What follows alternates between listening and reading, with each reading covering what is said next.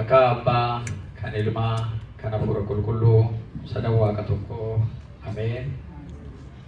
Maatiiwwan Waaqayyoon kan jaallatanoo, innis kan isin jaallatu sanbata barii kanaan mana kiristaanaa Fayyisaa Addunyaa Waashingitanitti isin argamutti qaamaan kan argamtan, akkasumas karaa miidiyaa hawaasaatiin sagantaa kana kan hordoftan hundumti keessan akkam jirtu, akkam bultanii, akkam yoo nageessan. Nagaan Waaqayyo keenyaa, uumaa keenyaa, tiksee keenyaa yeroo hundumaa kan nu eegu, kan hin dadhabne, kan hin rafne, nuni guyyaa duumessaan halkanii utubaa bariitiin nu eegee, ifaatiin nu eegee kan yoonaan nu ga'e, akka baay'ina cubbuu keenyaa fi akka baay'ina dogongora keenyaatti utuu nutti hin lakkaa'in, akka abbummaa isaatti ija dhiifama isaatiin nu laalee mana qulqullummaa isaatti kan nu dhaabe Waaqa keenyaaf galanni isaaf haa ta'u.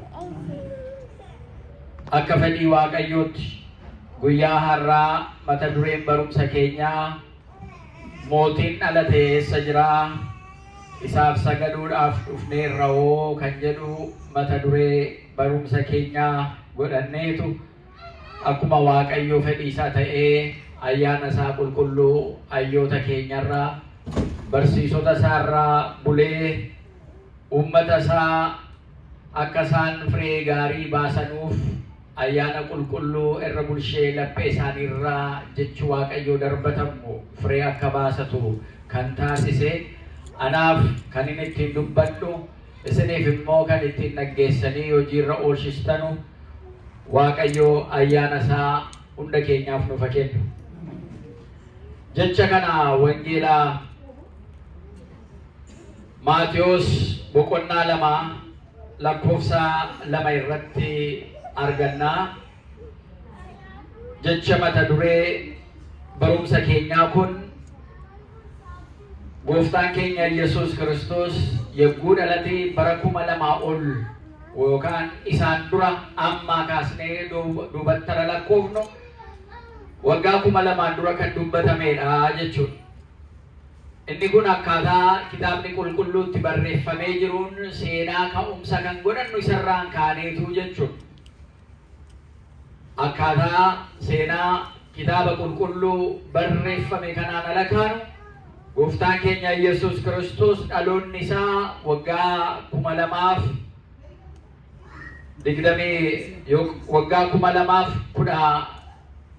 fixnee 18ffaarra akka jirrutti amanna.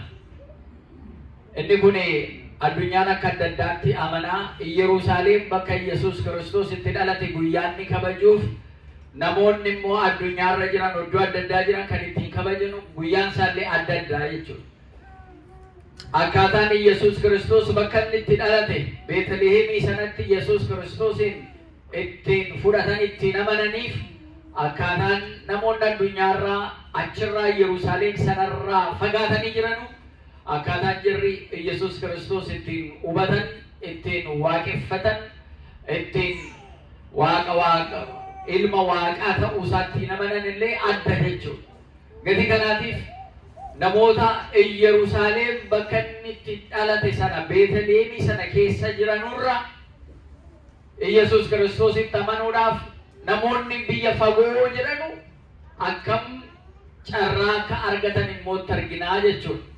Amma namoonni lafa inni dhalate ilaaluudhaaf Yerusaalemiin Beetlihemii sana dhaquudhaaf birrii baasanii tiraanispoortii kutatanii sagantaa qopheeffatanii amma dhaqan, namoonni achi jiranu garuu waaqummaadhuma ilma waaqaa ta'uudhuma isaa sanatti illee kan hin amanneetu jira jechuudha.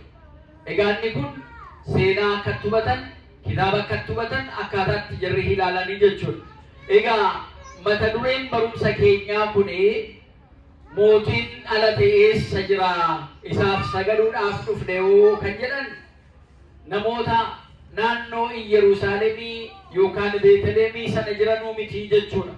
Namoonni kana dubbatan ogeeyyii urjii lakkaa'an ba'arraa kan dhufan, ba'a biiftuurraa kan dhufanidha jechuudha. Iddoo addaatii dhufan jechuudha. Iddoo biraatii namoonni dhufan.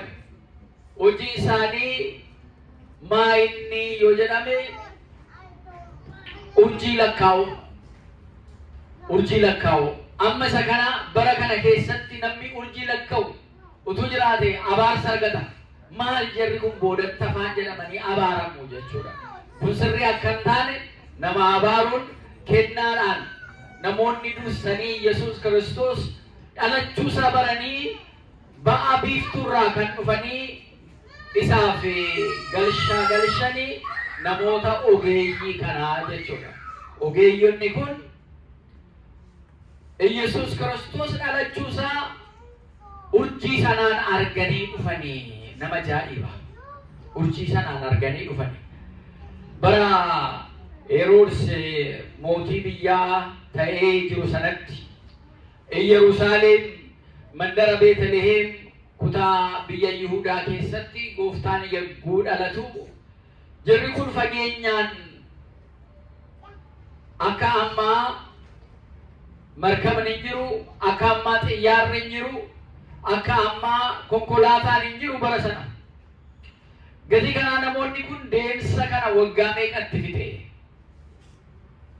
Urjiin kun eega ba'ee abaabilee isaanii akaakilee isaanii irraa urjiin akkanaa yegguu mul'atu jara keenyaa waan raajii araara namaaf ta'u, araara biyyaaf ta'u, namaaf waaqatu araarama. Urjiin kun ala ba'u kan dhalatutu jira. Inni dhalatu sun mootiidha. Kanaafuu ixaanaaf qumbii kana fuudhaati gara isaatti dhaqaati galshaaf warqee kana fuudhaati dhaqaati isaaf galshaa jedhanii akkaataa abaabilee akaakilee isaaniirraa irraa argatan.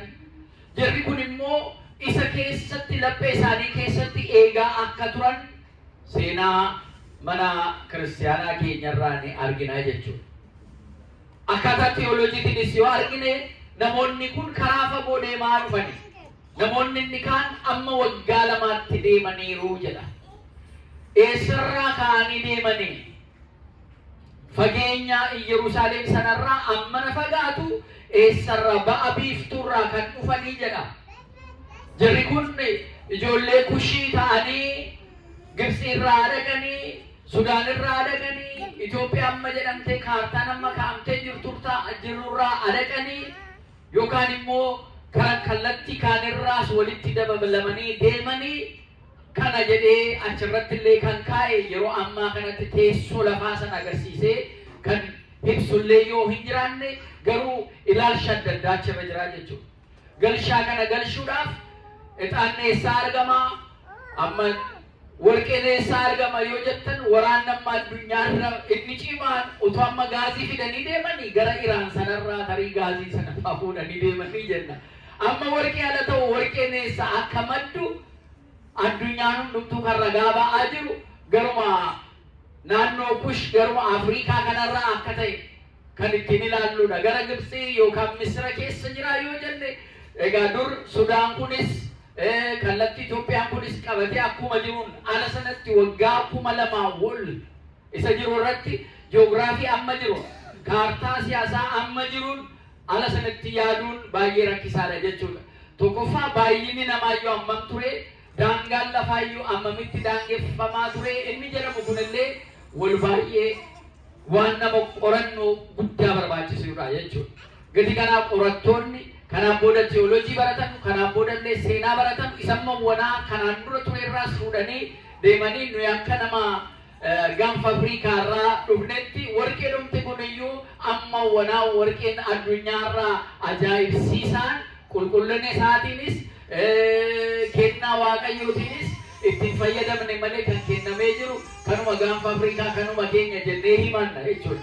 Inni man tarii warqeen kunuu galii kan yookaan harka fuunchaan kan deemeefiyyuu achirraayii jennee abbootiin keenya tokko tokko karaa amantaatiin alalaalanu achi warqeen kunis ixaanni kunis gara kanarraa akka deeme baay'een isaanii naasa'u jechuudha. Egaa harka fuunchaa nama deebira harka duwwaa akka hin deemne nu hubachiisa jechuudha. Amma biyya kanatti dubartiin ala da'uuf dhiyeessuu maal jedhanii qopheessuuf dubartoonni walitti dhufanii baby shower jedhaniitu egaa maaramiin si amaartu akkuma jedhamu biyyatti egaa kuni garaa lubbuutu jira nagaadhaan gammadii hawwiisii qabna akkati nagaadhaan deessu jedhanii aadaa godhataniiru jechuudha. Amma jarri kunis immoo jarri harka duwwaa hin deemnu waa qabannee fi deemuu qabna jedhaniitu wanta sadan kana warqee kana ixaana kanaa fi karbeessa jennu sadan kana fuudhanii fi deemanii sababa qaba. Eessarraa akka kennaan kun dhufes immoo sababa qaba. Yeroo isaa qusachuudhaaf Addaamirraa kaasee akkaataa akkamiitiin amma Abrahaamitti dhufee achi booddee immoo jarri hoogganoonni kun akkaataa kamiin urjii kana lakkaa'aa fidanii immoo akka kennaniif ati mootiidha ala jedhanu warqee sana akkaataatti kennan. Ati hangafa lubaatii ala jedhan immoo ixaana sana immoo akka fidaniif jechuudha. Karbee sana immoo waan hadhooftu lafa kana nama ta'uu keetiin namarraa nama fayyisuudhaaf jettee harka namaatiin waan hadhooftu qammastu guyyaa jimaataa fannisamtu sanaa fi kan sii dhiyaatu isa namatti hadhaa'u isa kanaaf nuuf jetteetu qammastaa jedhaniitiyyuu isa simmoo dhiyeessaniif jechuudha. Egaa hoogganoonni kun jarri ayyuun kun ogeeyyonni bakka jiranuu ka'anii lakkaa'aa urjii kanaanii durfamanii deemanii waggaa meeqa egaa waggaa lamaan caalaa hordofa boorraa gatii dhufaniif karaatti kana baachifataniitu hundumti isaanii gara Beetleemii sana dhufan jechuudha. Kan nama ajaa'ibu eega magaala sana galanii booda urjiin jarri ilaalaa dhufan suni Yerusaalemiin geessee gaafa jarri mandara Yerusaalemii sana ga'an urjiin jalaa bade. Kanaafuu keessummoota ta'uu isaanii gatii beekameef bulchaa biyya sanaatti immoo ala sana akkana ammaa namni baay'ee ta'uu dhiisuu danda'a. Eenyu akka biyya gale, eenyu akka biyya ba'u, eenyu keessummaa akka ta'e sirriidhumatti hubatu gatii ta'eedhaa fi namoonni ogeeyyonni kun gara Yerusaalemiitti yommuu galan Heroodisiin bira dhaqaniitu mootiin dhalate eessa jira jedhaniitu Heroodisiin gaafatu, mootii biyya sanaa gaafatu jechuudha. Mootiin inni dhalate eessa jira? Urjii ba'aa ilaalleetu isaaf sagaduudhaaf dhufnee ala jedhamu namichi nan badeessaa wanta kanaa jira. Mootiin Yerusaalem anumatti jira. Ana irratti mootii kan biraa dhalateera jedheetu teessoo isaa sanaaf raafamee isa duwwaa miti kan raasame mootummaa isaa jala kan jiran caasaa mootummaa sanaan kan ijaaramanii jiran hundumtuu Yerusaalem irraafamtee jedha.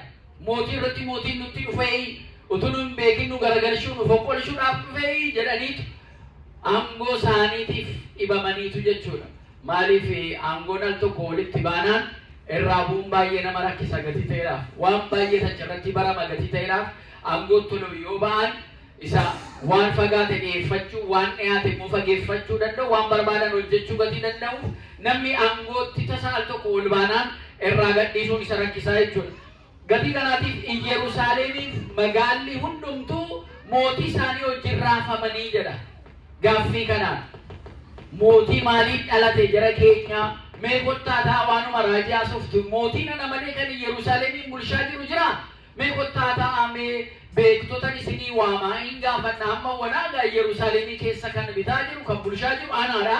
Ana malee kan biraammoo yoo jiraate akkasin urjii arginee dhufnee biyya ba'a biiftuurraa dhufnee gatii jettanii karaa fagoo deemtanii dhuftani mee boqodhaa mee anis ogeeyyota an qabuniyyuu waamee gaafadha jedheetu hangafa lubbootaatii fi maanguddoota uummataa walitti qabee jara keenyaa gulii taanee jirraa. Jarri kun keessummoonni kun waan jarri gaafatan hin beektuuyi kunoo mootiin dhalatee jira isaaf sagaduudhaaf biyya ba'aa biiftuurraa baanee dhufnee jedhanii kunoo galshaallee isa dhalateef galshina jedhaniitu fidanii jiru. Galshaan kun kan dhalate amma wanaan dhageenye mootiin Yerusaalem immoo anuma galshaan kun isanumaaf ta'uu qaba malee eenyuuf ta'a wanti isin dhageessan wanti kanaan dura uummata keessan irratti barsiistanii jira laataa ittiin jedhee jara gaafatee jechuudha.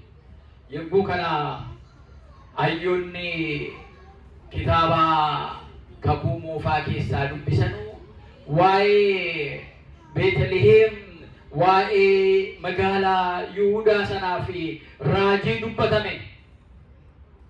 Mandara Beetlehem kutaa biyya Yihuudaa keessatti gooftaan dhalachuudhaaf akka jiru raajonni kan dubbatan caafamee akka jiru isa dubbatanidha. Wangeela Maatiyos boqonnaa 2:5 irratti.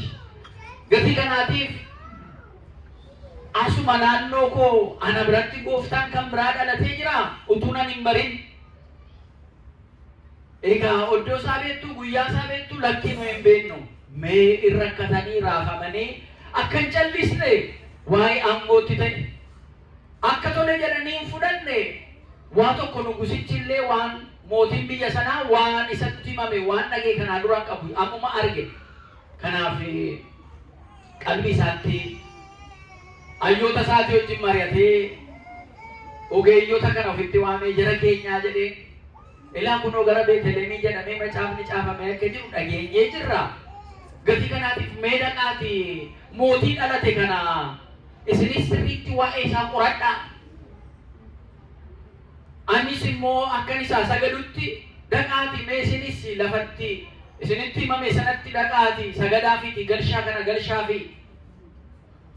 Isaan booda anis immoo akkuma keessan kennaa isaa qopheessee fuudhee dhaqee tan akkan isaa sagadutti gaafa deebitanu bakka isaa sagaddan sanaa fi waan argitan natti himtuu jedheetu dhaqa sagadaa fi jedhee itti gadhiise. Yegguu kana haasaa isaa kana keessa tonkola jira jechuudha. Sharaxatamee jira jechuudha. Waan yaade aangoo isaa turfachuudhaaf waan inni yaadee jira jechuudha. Jarri keessummoonni kun garuu ogeeyyonni kun garuu tole jedhaniitu mana sanarraa masarraa mootummaa lafa Heroodis egaa achirra taa'ee biyya sana Heroodis bulchu sanarraa ka'anii gaafa jarri deemuu jalqaban urjiin inni biyya isaaniitii jara gaggeessaa dhufe sun ammas itti mul'ate jedha. Urjii sanaan ammas durfamanii ala jarri mandaratti namatti hirkachuu jalqaban urjichi jalaa badan. Ala jarri immoo waan jiru jedhan urjichi jara agarsiisa. Maatiiwwan Waaqayyoo al tokko tokko nama arganne jennee namatti hin argannu Waaqayyo nu jalaa fagaachuu danda'a. Waaqarraa nuyi fagaachuu dandeenya. Alammoo lakkii nam hundumtuu na dhiiseera. Addunyaa hundumtuu immoo na dhiiseera ala jettanu namarraa immoo ala fagaattan Waaqayyotti immoo siqtu. Al tokko tokko jireenya keenya keessatti isa abdanne irratti ala hirkannu isa lubbuu keenyaaf arganne Waaqayyo gammachiisuu dadhabna. Al tokko tokko immoo Waaqayyoon ala argannee jennu namoonni nuyi nurraa waan baay'ee barbaadan fagaachuu danda'u. Amma kan jira ogeeyyota kanas kan qunname karaa isaanii keessatti ala masarraa mootummaa sanatti siqanii namicha aangoorra jiru sana argatan urjiin sun illee jalaa fagaattee jirti jechuudha. Alammoo isarraa immoo ba'anii karaa isaanii immoo jalqaban urjiin sun immoo deebiitti mul'ate jechuudha. Jireenya keenya keessatti wanti tokko yeroo hundumaa wal fakkaatee deema jechuu miti. Haalli jijjiiramu keessatti hubannoo keenya hubannee akkaataa ittiin deemnullee jara kanarraa hubanna. Ogeeyyonni kun ka'anii deemanii Beetlehem yegguu ga'anu mootii isa dhalate haadha isaa giiftii keenya maaramee wajjin arganii jechuudha. Gooftaan keenya Yesuus Kiristoos dhalatee arganii jechuudha. Jarri kun gooftaa keenya Yesuus Kiristoos mooticha bakka inni dhalate sana gaafa arganii kufanii isaaf sagadanii. Eessatti dhalate gooftaan keenya Yesuus Kiristoos? Beetlehem keessa bakki isaa maal? Foonaa olii keessa dallaa horii keessatti dhalate. Lafa ija nama hin galle horii immoo hin beektu kosiinseellee lafa ciinca'u sana keessatti dhalate. Giiftiin keenya maaramiin haati isaa ala sadeessu waan ittiin dhannasaallee ooyistu qabdu turte calqiinumaan marteetu gabatee horiin keessaa nyaattu sana keessa ciibsite malee sireen illee hin turre. Qorra sanaaf cabbii sana keessa beeladoonni iddoo sana jiran hafuura isaaniitiin isa ooyisuu turan jechuudha. Akka namaatti dallaa horii sana keessa gabatee horiin irraa nyaattu sanarra ciisee abbaaf hafuura isaa qulqulluu wajjin immoo addunyaa bulchaa ture. Galanni isaaf haa ta'u. Ajaa'iba!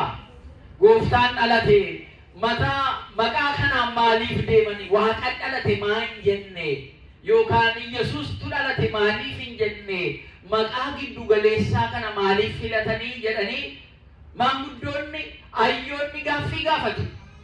hiika yookaan koomentarii kitaaba keessatti utuu jarri kun amma dhaqanii waaqayyo dhalatee jira eessatti dhalatee jedhu utuu jedhanii jarri kun maraatuudha jedhuu ni danda'u. Jarri Yerusaalem jiran waaqni dhalatee maal waaqni akkamitti dhalate akkamitti dhalashi maal jarri kun ogeeyyoota jedhamanii dhufanii kanumallee akka waaqni hin dhalanne beekuu dadhabanii jedhee namni itti kolfaa ture. Gaaffiin isaaniis deebiin argatu.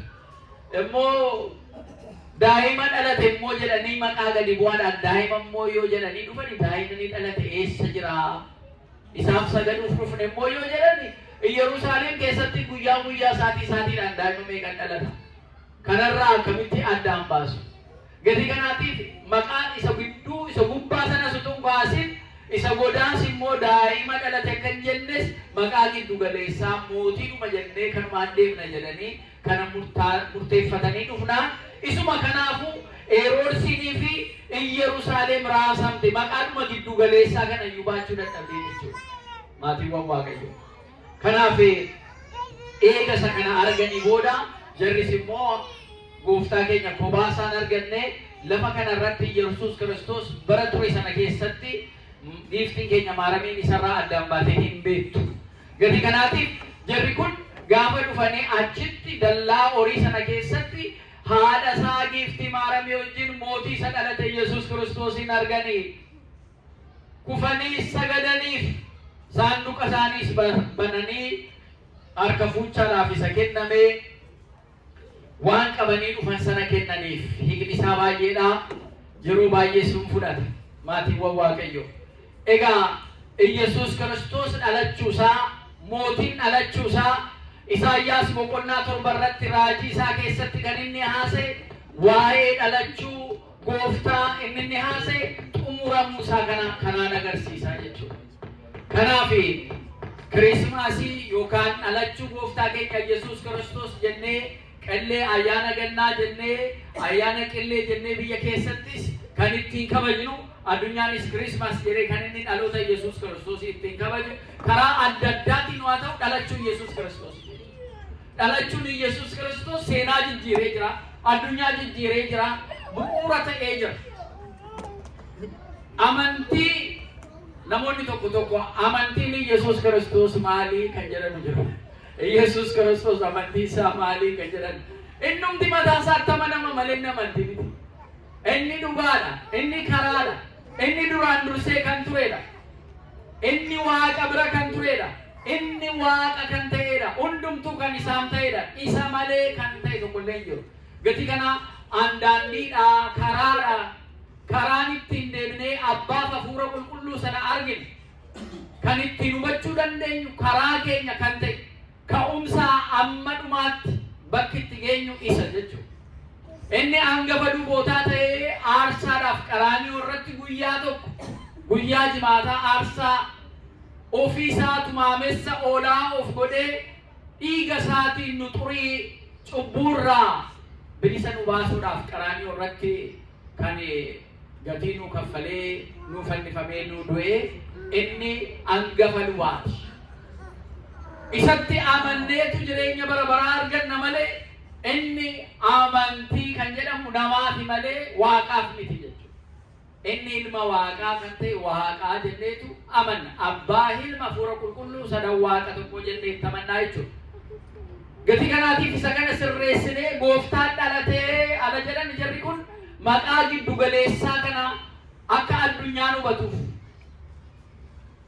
maqaa giddu galeessaa kanatti fayyadamane amma inni dhalate Yesuus Kiristoos kun balbala laphee keenyarra dhaabbatee balbala tumaa jira jechuudha. Akka sabaa sagal kana yookaan immoo ogeeyyota ba'a biiftuurraa kaanii dhufanii sagaduuf Yesuusin barbaachuu deemanii kana amma miillaan dhamaanee bakki nuyi deemnee Yesuus Kiristoos barbaannu hin jiru. Innumtuu laphee keenyarra dhaabbatee balbala laphee keenyaa tumaa jira. Naabanaa laphee keessanii jedhe. Yoo naabantan ani isin wajjin jiraadhaa gara balbala mana keessa yoo naabantan balbala keessa yoo naabantan mana keessan galee tan isin wajjin jiraadhaa. Nagaa koon isinii kennaa, beekumsa koon isinii kennaa, isinin tiksaa, abdiin isinitti horaa, jireenyan isinii kennaa balbala keessan naabanaa. Kanaaf isatti amanne Kiristinnaa kana maqaa isaatiin inni Kiristoos jedhamee nuyi kiristaana taanee kan itti waamamneef kanaaf jechuudha. Kanaaf dhalachuusaa isaan dura kiristinnaan hin jiru. Kiristoos dhalachuun duratti kiristinnaan hin jiru. Namni Waaqayyoon hin waaqeffata. Waaqnis immoo karaa ilma isaa tokkoon kana addunyaadhaaf of hin ibsine. Gati kana kan inni isaan duratti ibsee ture karaa Museetiin kitaaba seera abboommii 10 sana kenneetu raajota isaarraan ta'ee dubbachaatu ture. Egaa ilma isaa tokkicha Yesuus Kiristoosiin ergee immoo inni kun revelation yookaan immoo nama ta'uusaa of ibsuusaa agarsiisa jechuudha. Karaa ilma isaa tokkichaan of ibsuusaa jaalala addunyaa kanaaf qabu karaa itti ibseera jechuudha. Yohaannis boqonnaa 3:16 irratti kan inni caqasee jiru. Kanaaf yeroo amma keessa jiru kun yeroo gammachuu jechuudha. Yeroo nagaan itti bu'ee jechuudha.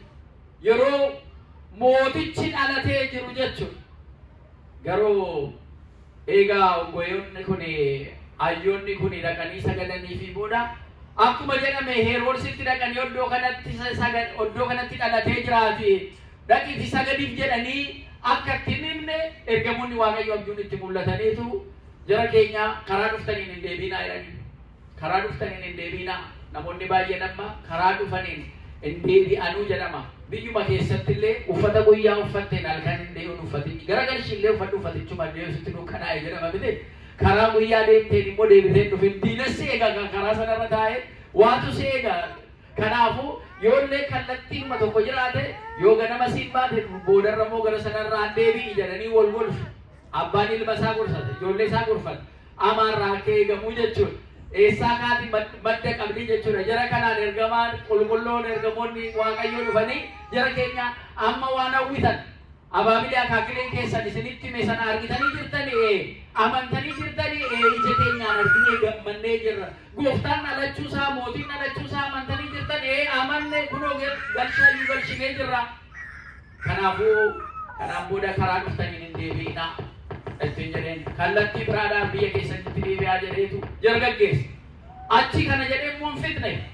Giiftii keenya maaramiidhaaf inni dhalate mootichi yeroo malee akka rakkinni jaratti hin dhufne abjuudhaan immoo Yoosefitti itti mul'ateetu Yoosefiidhaan mootiin biyya kanaa kuni daa'ima amma dhalatee jiru mootii amma dhalatee jiru kana balleessuudhaaf gatii barbaaduudhaaf haadhaa fi ilma isa dhalateef qabadhuuti gara Misiritti baqadhuutti jedhe jechuudha. Waan ajaa'ibaati. Inni kun gooftaa mootii ta'ee utuu jiru innumtuu godaanuutti deema jechuudha. Ganaa akka dhalateen immoo godaanuudhaaf jira jechuudha. Haati kunoo daa'ee jettee reefuutu akka dubartootaatti sirna da'umsaatiin kabajaan fira seetiin marsamtee maatii seetiin marsamtee miti kan isheen deesse. Bakka lakkaa'amuu dhattu maraa baatee bakka lakkaa'amuu dhattutti bakka keessummaatti kan isheen deesse. Isa kanarraan immoo amma immoo ilma keessi jala ajjeesuudhaaf immoo ala jedhamu waan biraatitti dhufe ammas godaana karaa deemuudhaaf jiru jechuudha. Godaanuudhaaf jiru jechuudha. Kiristinnaan akka sanaatiin iyyuu as ga'e jara keenya. Kiristinnaa jechuun qormaata baay'ee qaba. Amantii jechuun qormaata baay'ee qaba. Qormaata dhufummoo jabaatanii waaqas kadhatanii yeroo baay'ee isa beeknurra san beeknetu caala mana Waaqayyoo keessa kan jiru. Waaqayyo karaa inni beeku sanaan nu gaggeessa. Gati kanaatiif qormaata tokko fixni ala jennu tokko dhufa, tokko fixni ala jennu tokko dhufa, tokko deebisni ala jennu tokko dhufa. Qormaata irratti qormaata jechuudha. Dallaasaa keessatti dhalate, manaa bahee dhalate, firarraa fagaattee dhedheessa giiftiin keenya maaranii amma immoo gara Misiratti immoo godaanuudhaaf jira jechuudha. Waan kana ta'u Heroodis eegee namoonni kun karaa isaatiin akka hin deebine ala baree seera isaa keessatti egaa mootiin dhalachuu isaa dhugaadha. Aneegan kana dhaga'eera fiitiin qabaanne amma immoo aangoodhuma kooyyuu dhabuufan jira. Kanaaf labsii ijoollee waggaa 2 gadii kan ta'an hundumtuu dhiironni waggaa 2 gad ta'anii kan dhalatan hundumtuu akka ajjeefaman fedheetu labsii baase. Ijoollee 144 ala sanatti labsii kanaan lubbuu isaanii dhaban waggaa 2 gadi kan jiran. Kana keessatti utuu Yerusaalem Beetlehem achumatti ta'ee dhokate waa of akkaataan nama ta'uusaa sun ittiin shakkamaa ture. Daa'ima ta'uusaa sun ittiin shakkamaa ture. Fayyisuu dadhabee miti. Garuu akka hin shakkamne akka maajishaanii wayii ta'ee hundumtu ijoolleen sababa isaatiin dhumtee innasumatti lubbuudhaan hafee jedhanii waa biraa immoo akka hin gooneef nama ta'uusaa hubachiisuudhaaf guutumatti nama ta'uusaa hubachiisuudhaaf immoo gara Gibsiitti gara Misiraatti akka inni baqatu taasifamee sababa isaatiin kan ka'e garuu ijoolleen 144 Heroodis ijoollee dhiiraa waggaa 2 gadii akka jiru fixee jechuudha. Kuni aangoo isaa tursiifachuudhaaf Heroodis jechuudha. Ilaala. Gati kanaatiif Kiristinnaan jalqabaa kaasee akkaataan ittiin jalqabame Kiristinnaa kan jennu eega Kiristoos dhalatee boodaan. Inni iyyuu abbaan kootti amanaa, anatti amanaa, abbaan kootti isa amanaa, aniif abbaan koo tokkumaa jedheetu kaa'e. Waaqa isa abaabilee akaakilee keenya ijaan hin mul'anne ibsamuu hin dandeenye sana akkaataa nu ittiin hubannuun immoo dallaa sa'aa keessatti qaama namummaatiin mul'ateetu nama ta'eetu abbaan nama ta'e jechuu hin dandeenyu, hafuurri qulqulluun nama ta'e jechuu hin dandeenyu, qaama kophaa isaatti kan ta'e ilmi nama ta'ee mul'ate jechuudha. Iccitiin inni kun isa gadi fagoodha. Waan baay'ee achi keessa jira. Gati kanaatiif inni kun jaalala Waaqayyoon nuu qabu kallattiin ittiin nu ibsee jechuudha. Kanaaf dhaloota gooftaa keenyaa Yesuus Kiristoos kabajna. Seera akkaataa aadaa keessatti immoo biyyuma Ameerikaanii kanarraa jalqabee ijoolleen biyya keenyatti gannaa kana taphaqillee kana taphatti miti. Biyyattillee taphaqillee kana taphatu jarree biyya Ameerikaanii fi Awurooppaa immoo baradootti dabalataniitu baradoodha yeroon isaas yeroo isnoon gadi bu'uudha.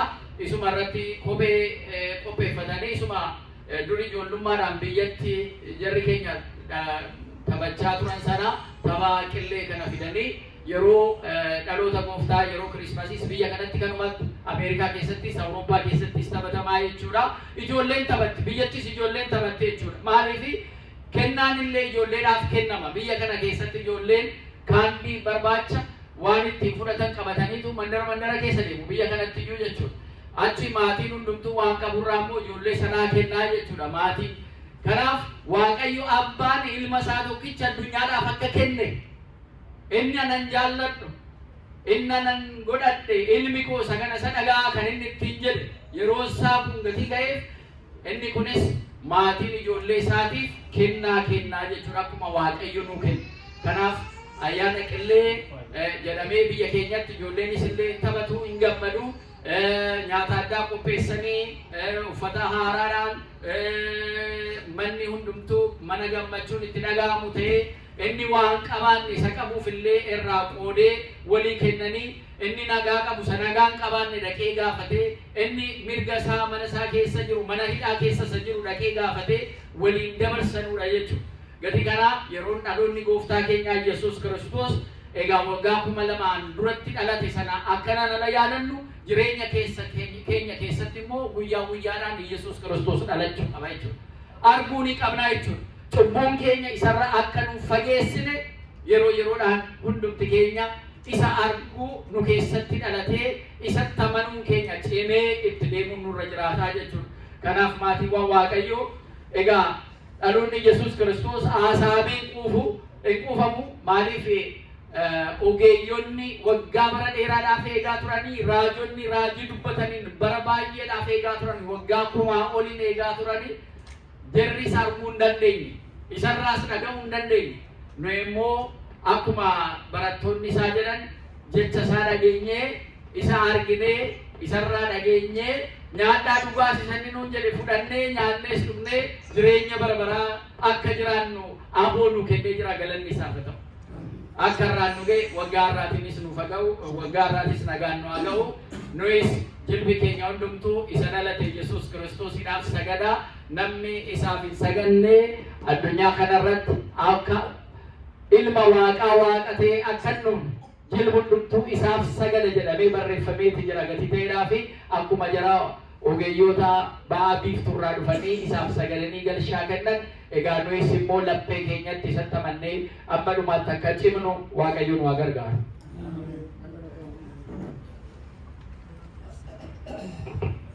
Waa'ee waaqayyoon nu barsiisee bareedina guddaan haa ta'u akkasuma guyyaarraa abbaan keenya akka gaariitti barsiisanii jiru wangeela keessa caqasanii jechuudha. Waa'ee dhaloota kee gooftaa keenya Yesuus Kiristoos fayyisaa keenya jedha zamanni kun waaqayyo abbaa keenyaaf sagalee jireenya sana dhageessisu sagalee jireenya sana dhageessisu sagalee jireenya sana dhageessisu.